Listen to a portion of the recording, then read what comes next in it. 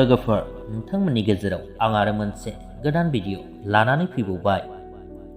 लोगोफोर नोंथांमोना मोनथिखाबाय थाम्बनेलाव नायनानै बे भिडिअआ मानि सायाव जागोन। बेनो जादों लोगोफोर मुंदांखा इउटुबार बि बयसआ आरो गावनि चेनेलाव भिडिअ आपल'ड खालामनो हानाय नंलिया।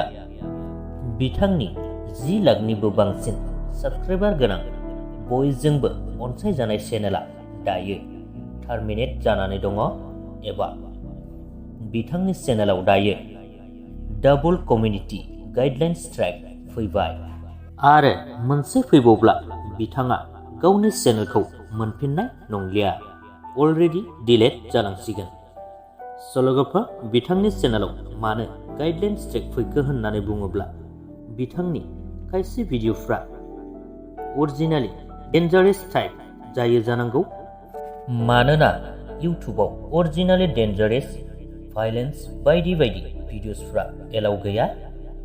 बैफोर इउटुब कमिउनिटि गाइडलाइननि बारगा मावनाय जायो। दायो गुबै जाहोनखौ बिथाङा गावसो मोनथिसिगोन मानि थाखाय स्ट्राइक फैदों। आसा खालामो बिथाङा गावनि चेनेलखौ थाबैनो मोनफिनथों। लोगोफोर दायो बिथाङा बावैसो सेकेन्ड चेनेल खुलिबाय गावनि गुबै मुंजोंनो। चेनेलनि मुङानो जादों लोगोफोर सन्जय।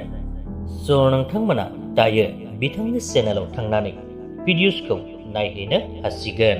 और ये चैनल इसलिए खोलना पड़ा कि मैं बी बॉयज यूट्यूब चैनल में अभी वीडियोस नहीं डाल सकता है, क्योंकि उस चैनल में 2 स्ट्राइक आया हुआ है, जो कि और एक स्ट्राइक आने से चैनल ही उड़ जाएगा। गाइस यार आप सबके प्यार एंड सपोर्ट के वजह से आज इतना बड़ा एक चैनल जो कि वो 1 सेकंड में सब बिगड़ जाए तो कैसा लगेगा यार गाइस।